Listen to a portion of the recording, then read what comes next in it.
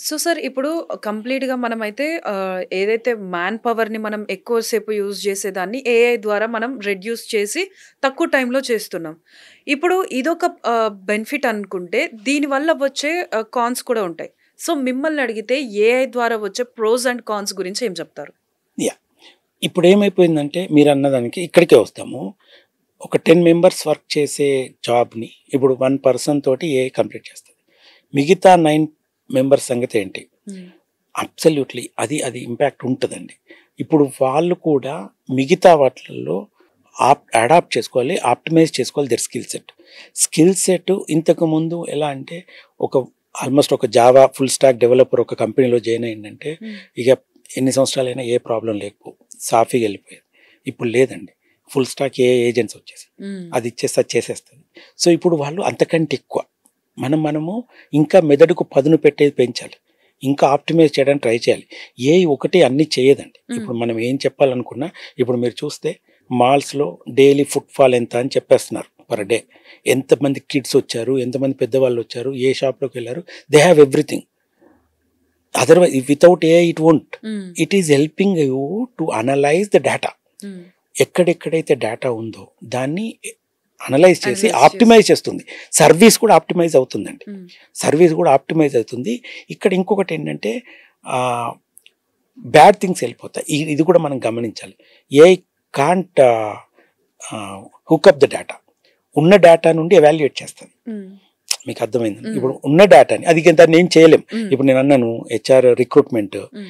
యాక్చువల్గా అదంతా టోటల్ ట్రాన్స్పరెంట్గా ఉంటుంది. ఓకే. అదే హెచ్ఆర్ లేదా ఒక టెక్నికల్ ఇంటర్వ్యూ చేసే అతను తెలిసిన వాళ్ళైతే ఒక రకంగా తీసుకెళ్ళడం అలాంటివి జరుగుతాయి. హ్మ్. ఇందులో ఆప్షన్ లేదు.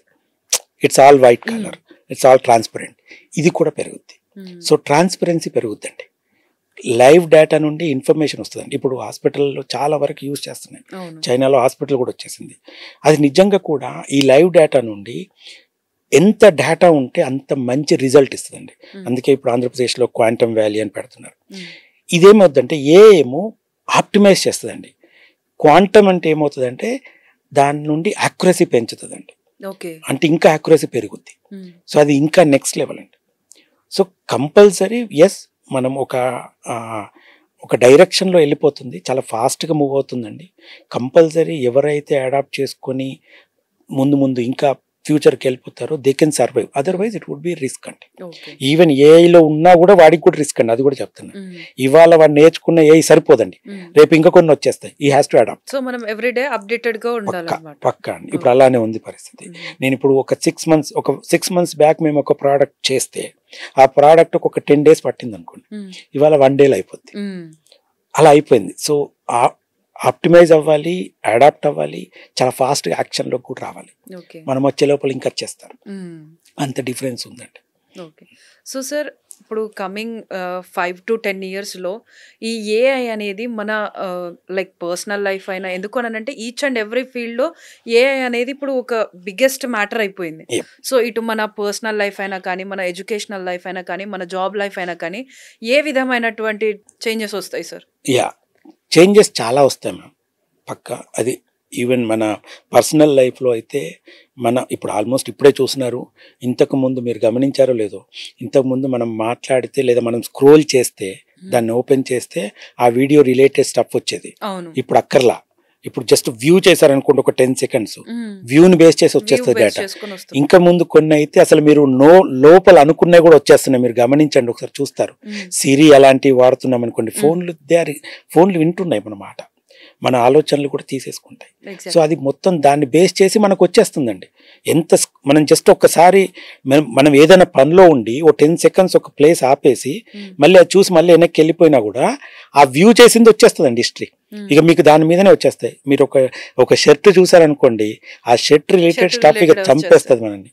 సో అది కంపల్సరీ. అది ఇంకా పెరుగుతుందండి. అంటే దీనివల్ల లాభం ఎంతో నష్టం కూడా ఉందండి. హ్మ్. కానీ ఇప్పుడు లాభం ఏమవుతుందంటే మనం ఇంకా సెర్చ్ చేయాల్సిన అవసరం లేదు. హ్మ్.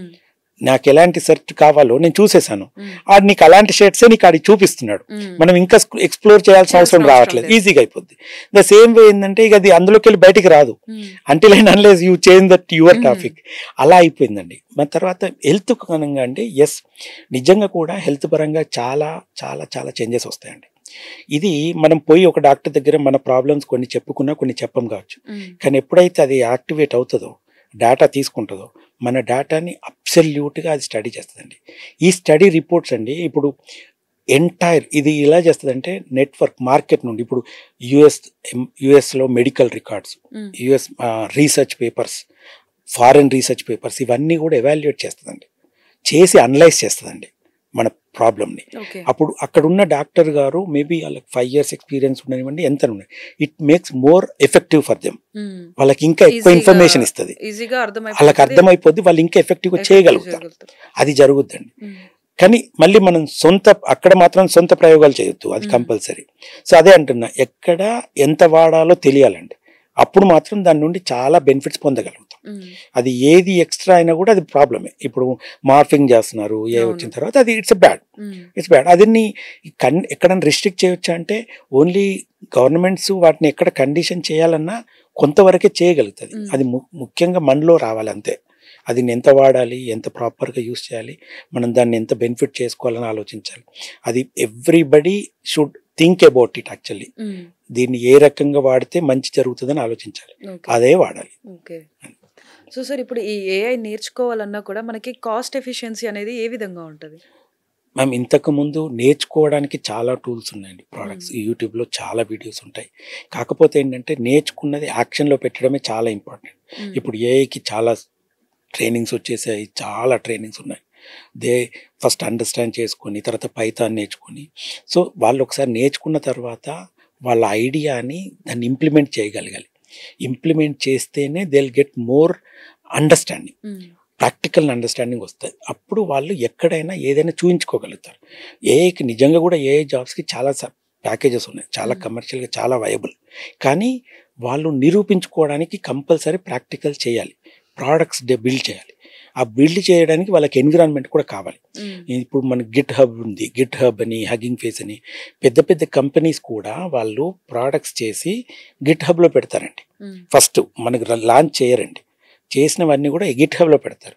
పెట్టి they will see how people are using it, how benefited them. ఒకసారి వాళ్ళు ఫీల్ అయిపోయాక ఎస్ దిస్ ఇస్ డన్ అనుకున్నప్పుడు అది తీసుకొచ్చి వాళ్ళు కమర్షియలైజ్ చేస్తారు.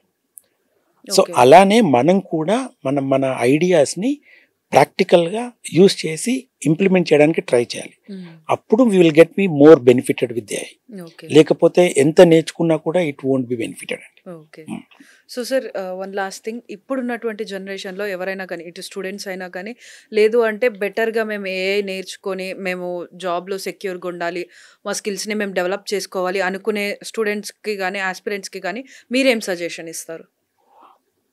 ఓకే అండి, యాక్చువల్గా వాళ్ళు ఫస్ట్ వాళ్ళు ఏ జోన్లో అసెస్ చేసుకోవాలి, వాళ్ళు ఎక్కడ ఉన్నారు, వాళ్ళు ఏం పెంచుకోవాలి, అది చూసిన తర్వాత వాళ్ళని వాళ్ళు అసెస్ చేసుకొని ఇంప్రూవ్ చేసుకోవడానికి ట్రై చేయాలి. If they are lacking in Python coding, or if they are lacking with ideation level, or if they are lacking with solution, finding the solution, అది అసెస్ చేసుకున్న తర్వాత అసెస్మెంట్ అయినాక అప్పుడు వాళ్ళు రికమెండేషన్ చేసిన దాని ప్రకారం వాళ్ళు వాళ్ళ స్కిల్ సెట్ని అప్డేట్ చేసుకోవాలి. అప్డేట్ చేసుకొని స్కిల్ సెట్ వచ్చిన తర్వాత they have to prove with practical product. అది ఏదైనా పర్లేదండి, ఒక చిన్న ఏజెంట్ క్రియేట్ చేయొచ్చు, చాట్ బాట్ క్రియేట్ చేయొచ్చు. ఇప్పుడు వెరీ వెరీ సింపుల్ అండి. ఇప్పుడు ఒక పర్సన్, అది ఒక చిన్న ఎగ్జాంపుల్ చెప్తానండి, యూ ట్రై టు అండర్స్టాండ్. బెంగళూరులో ఒక person, they don't know software, they don't know hardware, but he is doing travels business. He don't have vehicles, but he'll have 50 to 60 requests every day. He has to serve them. ఈ 50-60 వాట్సాప్లో ఆయన 50 మెసేజెస్కి డ్రైవర్ని update చేయాలంటే he is not able to do. Is earning good, but is losing the transparency, losing the customers. అరే యార్, నిన్ను నమ్మి నేను వెయిట్ చేస్తున్నాను, నాకు కారు పంపలేదు అంట. దానికి we made it WhatsApp bot చేస్తే ఏమైందంటే ఈ 50 ఎంక్వైరీస్ కూడా 50 రిక్వెస్ట్లు వెళ్ళి ఆయన డాష్బోర్డ్లో కూర్చుంటాయి. ఆయన అన్ని చెక్ చేయాల్సిన అవసరం లేదు. జస్ట్ ఆయన ఆ డాష్బోర్డ్ ఓపెన్ చేసి డ్రైవర్ని కాపీ పేస్ట్ చేసేస్తే డ్రైవర్కి వెళ్ళిపోద్ది, తనకి వెళ్ళిపోద్ది. సో ఏది మిస్ అవ్వడు, ఏది వాట్సాప్ అంతా స్క్రోల్ చేయాల్సిన అవసరం లేదు. మార్నింగ్ వచ్చిందని ఫింగర్ టిప్స్ లో అయిపోతుంది. ఫింగర్ టిప్స్ లో అయిపోద్ది. You won't miss anything, will get positive feedback and increase efficiency. 50 బదులు 500 అయినా చేయగలుగుతాడు. ఇది చిన్న పాయింట్ అండి. It helped a lot. So అదే అంటున్నా, ఇది ప్రతి చిన్న ప్రాబ్లమ్ స్టేట్మెంట్ కి we will have a solution. ఈ ఏఐ ద్వారా మన సొల్యూషన్స్ ఇంకా బెటర్ ఉంటాయండి. అది ఆలోచించగలగాల. మనకు నిజంగా కూడా మీరు అన్నది కొంతవరకు వాస్తవం ఏంటంటే మన ఆలోచన శక్తి పోద్దని కాదండి. ఇప్పుడు ఇది ఆలోచించడానికి వి టుక్ టైం. అరే ఎలా సాల్వ్ చేయగలుగుతాం, మరి వాట్సాప్లోనే దానికి ఆన్సర్ ఇస్తాం. 50 మెంబర్స్కి ఆన్సర్ ఇవ్వాలి, రేపు 500 అవుతాయి. ఇదన్నీ మళ్ళీ ఆయన దగ్గరికి వెళ్ళాలి, ఇదంతా హెడేక్. అదే ఒక డాష్ బోర్డ్ ఇచ్చేసి ఇక్కడ నుండి అక్కడికి ఏపీఐ కనెక్ట్ చేస్తే it made it very easy. So ఈ ఆలోచన అంటే ఏ ఇవ్వదండి, మనమే ఆలోచించుకోవాలి. కనెక్ట్ ఏది చేయాలో తెలియాలి, బిల్డ్ చేయడం తెలియాలి. సాక్షి టీవీ ప్రసారాలను నిలిపివేయడం చట్టరీత్యా నేరం. సాక్షి టీవీ ప్రసారాల కోసం మీ స్థానిక కేబుల్ ఆపరేటర్ను వెంటనే సంప్రదించండి. DTHలో ఇంటర్నెట్లో కూడా సాక్షి టీవీ ప్రసారాలను వీక్షించవచ్చు.